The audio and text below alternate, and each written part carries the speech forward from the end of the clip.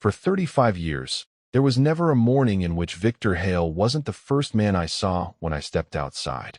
Rain or shine, winter or summer, he was there, tall, broad, his posture a soldier's silhouette etched against the world.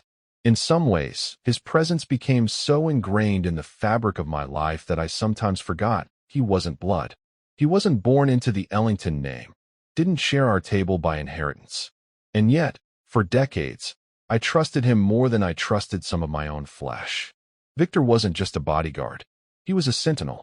He walked my children down the driveway to catch their school bus when I was buried in meetings. He taught my sons to throw a punch.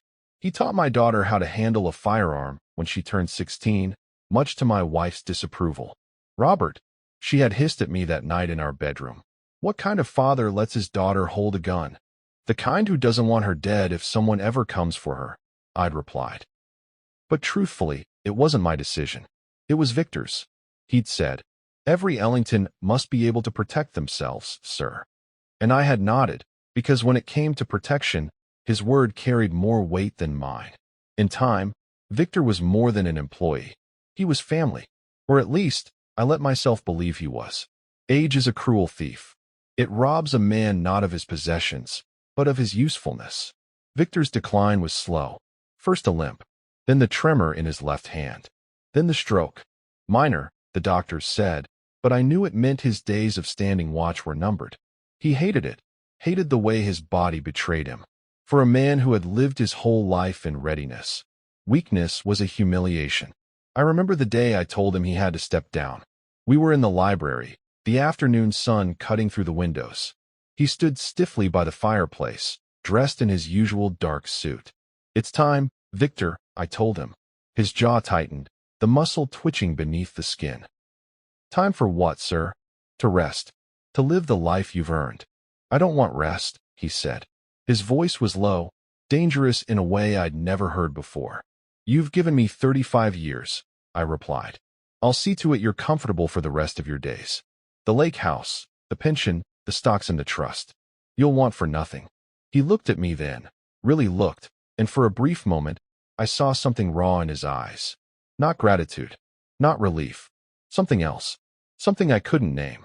"Want," he said, almost whispering the word as though it was foreign. Then, after a pause, he nodded. "As you wish, sir." That was the last day he worked for me. The estate felt different without him. Quieter, but not in a peaceful way. More like the silence that follows when a clock stops ticking.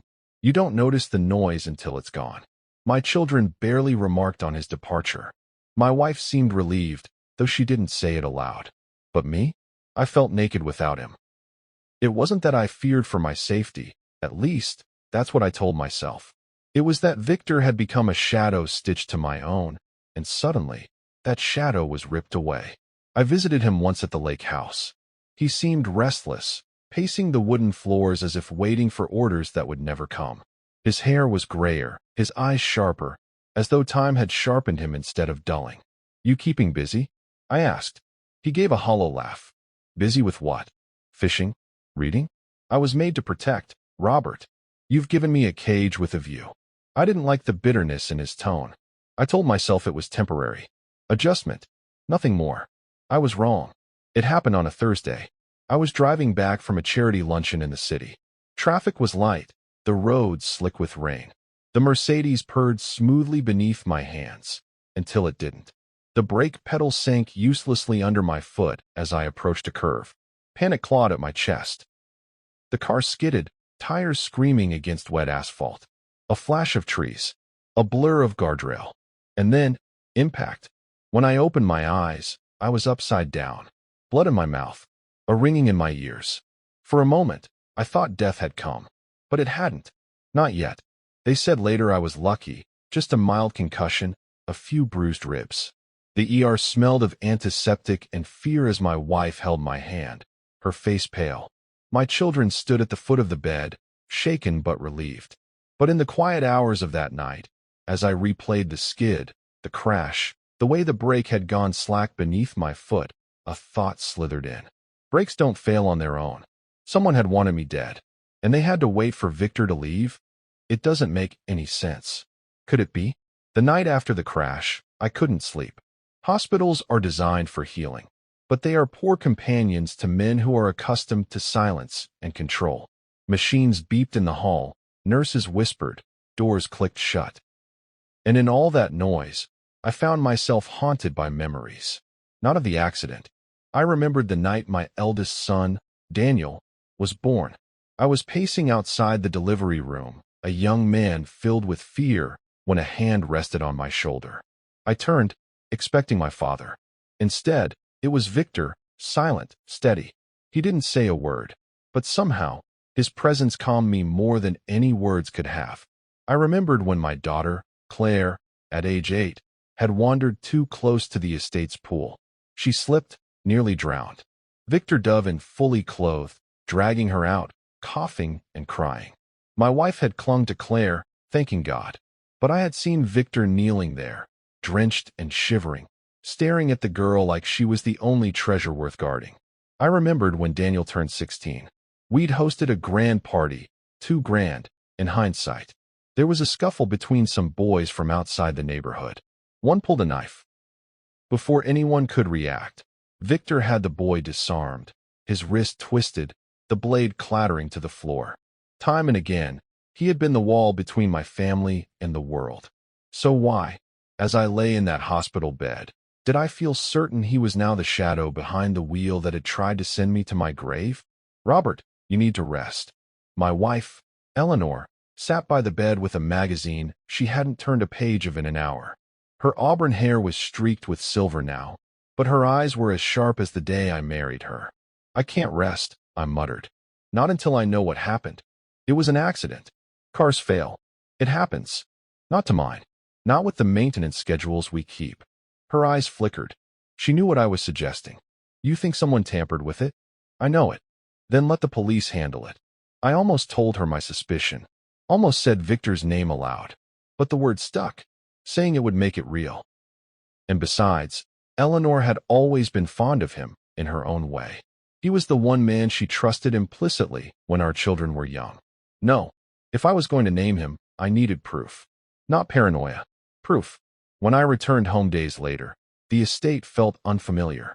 My children had placed get-well-soon cards on my desk. Staff greeted me with rehearsed smiles, but nothing settled the storm in my mind. I walked the halls and felt his absence. I could almost see him leaning against the banister, listening with one ear while pretending to be at ease. Almost hear his voice on the intercom at the gate. Instead, I found myself staring at shadows. Every creak in the old house sounded like a step that wasn't there. Every car that slowed near the property made my chest tighten. And then one night, as I sat in the study, a sound broke the silence. A knock. Two short, one long. The rhythm Victor used when he'd approach my door late at night to give a report. But when I opened the door, no one was there. I tried to bury the suspicion, but it grew instead. Finally, I drove out to the lake house. Victor answered the door slowly. He looked older, far older than the man I had retired. His hair had gone white at the temples, his cheeks sunken, but his eyes were alive. Too alive. Robert, he said, smiling without warmth. I didn't expect you. I glanced past him. The place was sparsely furnished, but neat. Too neat. A table set for one, shelves lined with books arranged like a soldier's locker. How are you keeping? I asked. Busy. Doing what? He smirked. Thinking. I don't know why, but a chill crawled up my spine. We spoke for half an hour. Polite. Surface level. But beneath his words, I felt something shifting. A resentment. A hunger. When I finally rose to leave, he followed me to the door and gripped my arm. You should be careful driving, Robert, he said softly. The roads can be unpredictable. Be more careful next time. Our eyes locked, and I knew. It hadn't been paranoia after all. The next evening, the phone rang. Not my mobile. The landline in the study. A line only a handful of people knew. I picked it up. Robert. Victor's voice.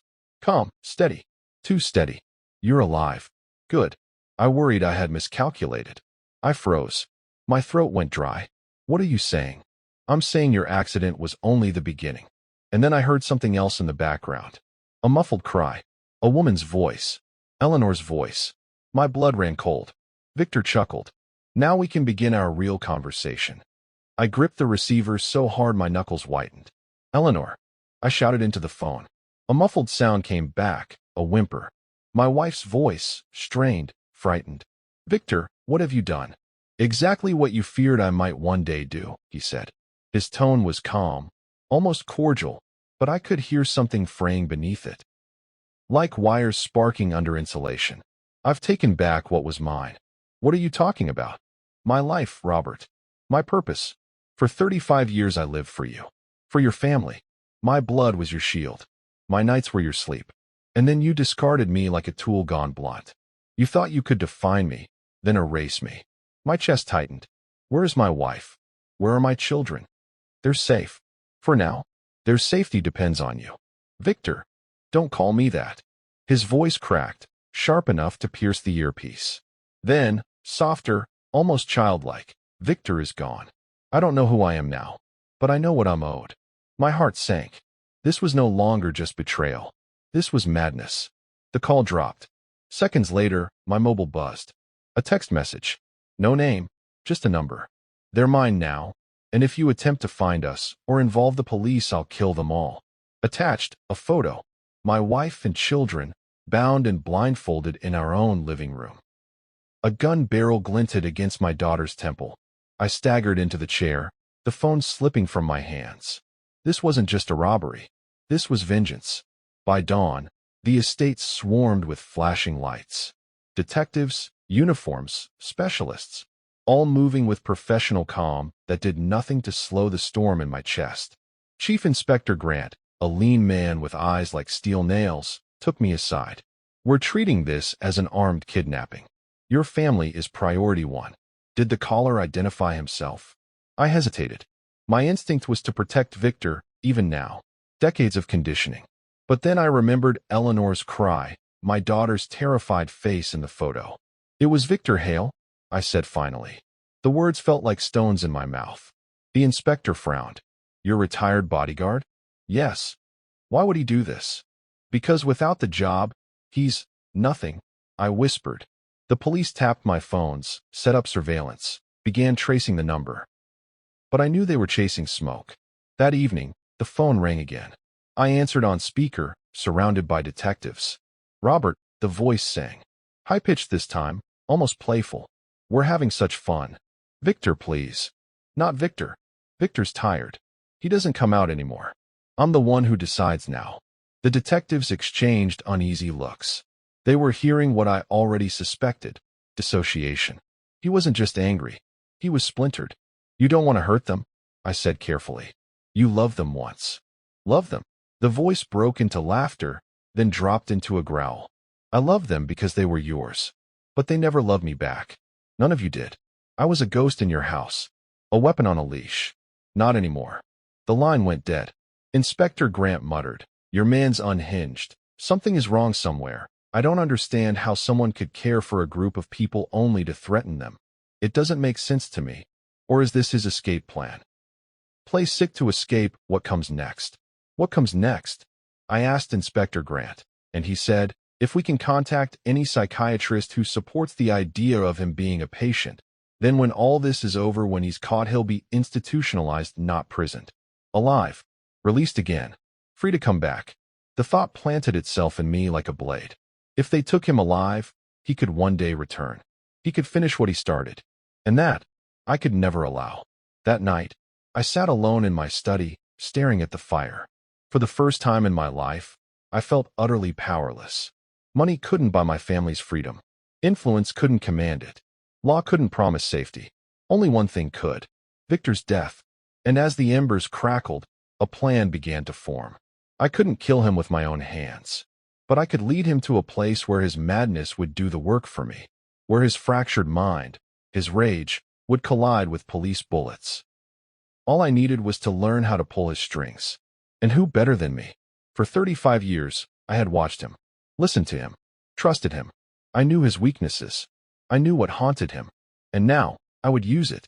The next time the phone rang, I didn't let the police answer. I raised my hand, silencing them, and picked it up myself.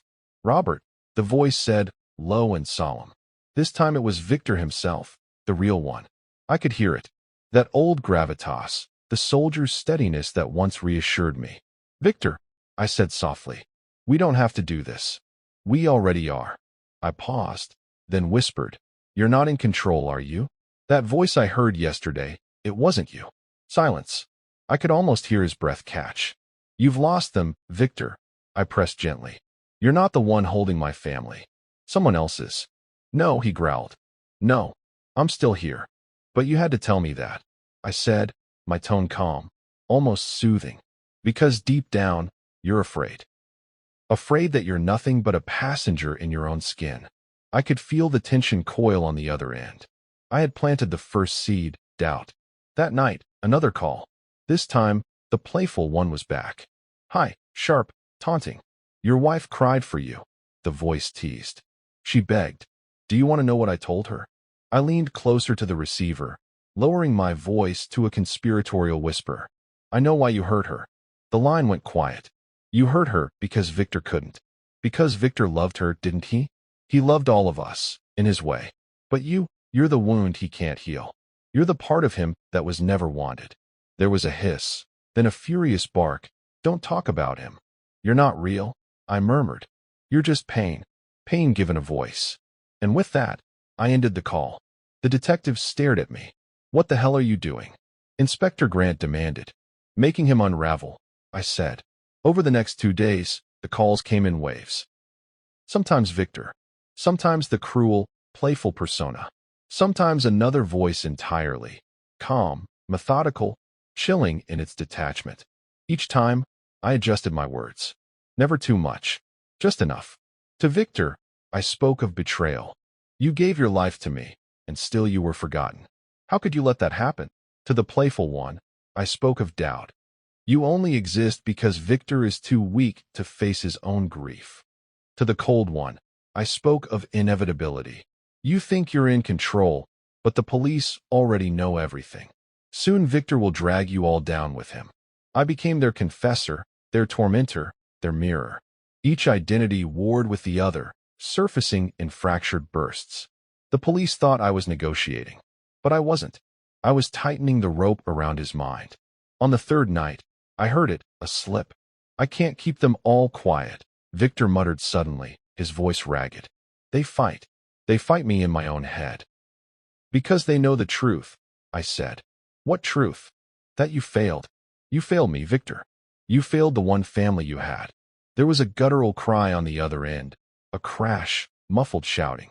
Different voices bleeding through, overlapping like broken glass scraping. The detectives froze, wide-eyed.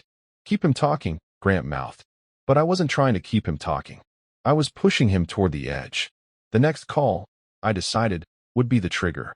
When the line opened, I didn't wait. You tried to kill me on the road, Victor.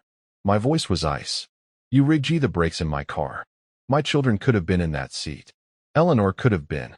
Do you understand? You didn't just betray me. You betrayed them. I had no choice. You always had a choice, I spat. And you chose cowardice. You chose hate. That's why they don't need you anymore. That's why you're already dead. There was a shriek, high-pitched, inhuman, before the line cut off. I sat back, heart pounding. The detectives were scribbling notes, analyzing every word, but they didn't know. They didn't understand. This wasn't negotiation. This was execution by psychology. By the fourth day, Victor was unraveling audibly. Calls came at odd hours, voices breaking, threats slurring into pleas. Once, he whispered, I don't know who's holding the gun anymore. I leaned into the phone and whispered back, it doesn't matter. Because soon, it won't be me you're afraid of. It'll be them. The police outside. The men with rifles. The men who won't hesitate. You hear it, don't you? The fuse burning low. Silence. Then, the faintest, broken sob. I knew then he was close. Close to making a fatal mistake. Close to doing exactly what I needed him to do. And so I waited. Not with fear, but with patience. Because revenge is not rage. Revenge is strategy. And I was finally in control. The call came just after midnight. Robert, the voice rasped. Not Victor, not the playful one, not even the cold, detached persona. This was something else. A fusion broken, jagged, unsteady. I want you to hear them. A shuffle, a whimper. Eleanor's voice trembled through the receiver. Robert, don't. Please, don't make him angrier. My chest tightened. Hearing her voice, raw and strained, nearly broke me. But I couldn't let emotion rule. Not now. Victor came back, snarling. You think you've been clever? Whispering your poison in my ear. You don't realize I've won. They're mine. Not yours. Not anymore. I forced a calm I didn't feel. No, Victor. They're only yours until you slip. And you will slip. Because you can't control them. You think I can't. You can't even control yourself. The silence that followed was electric, dangerous. Then, the line went dead. The detectives scrambled, tracing, barking orders. But I sat very still, my hands folded, listening to the quiet hum in the room. He was moving, and he was coming closer. By dawn, the police had confirmed it. Victor wasn't in some distant hideout. He was inside an abandoned estate only 2 miles away. A place he once secured for me during a business retreat years ago. I should have known he'd choose it. Familiar ground. Symbolic ground. When the SWAT vans rolled up, I insisted on being there. Inspector Grant nearly exploded at the idea. You're not trained, Robert. You'll compromise the operation. You don't get it. I cut him off. Victor isn't afraid of you. He's afraid of me. Grant looked into my eyes, saw something that made him falter. He didn't argue again. The estate's front hall was dark when I entered, escorted by 2 officers who hung back in the shadows. My voice echoed in the cavernous space. Victor. From the balcony above, he appeared. Or rather, they appeared. Victor's body, but with a manic gleam in his eyes, a strange grin twisting his lips. My son sat beside him, bound, a knife at his throat. Eleanor and Anna were huddled behind. You came, he said. His tone shifted mid-sentence, dropping into the gravel of the soldier I remembered. Of course you came. My pulse hammered, but I kept my face calm, my tone measured. I came to end this. He tilted his head, grinning. End this? Oh, Robert, this is only the beginning. I stepped forward, hands raised. You think you're holding them. But they're not yours, Victor. They never were. His grip on the knife tightened. One more word and what? I snapped. My voice cut like glass. You'll do what you already tried to do to me on the road? Kill me? Kill them? That's the only card you've got, isn't it? He flinched. Just slightly. But I saw it. The doubt. I pressed harder. You told me once your life had no meaning without my family. That we were the only thing that gave you purpose. And now, here you are, threatening to destroy the only thing you ever loved. Loved? His voice cracked. Don't you dare say that word. You can't even decide who you are anymore, can you? I whispered. The soldier? The monster? The coward hiding behind a child's scream? He staggered back a step, the knife trembling in his hand. My son's eyes widened, but he stayed still, brave beyond his years. The police outside were whispering frantic updates through their radios, waiting for a clear shot. But I knew. They couldn't pull the trigger yet. Not without risking my family. No, it had to be Victor's choice. He had to expose himself. So I gave him the final push. You failed, Victor, I said, my voice low, precise. You failed me when you tried to kill me. You failed yourself when you let those voices rule you. And now, you failed them. I pointed at Eleanor, at my children. Because no matter what you do tonight, they'll never see you as anything but a madman. He froze. His mouth opened, closed. The knife wavered in his grip. Don't listen. One of his personas hissed, high-pitched. He's lying. Another voice growled, deeper. Kill him. End it. But Victor's true voice broke through, hoarse, agonized. No, no, I don't want this.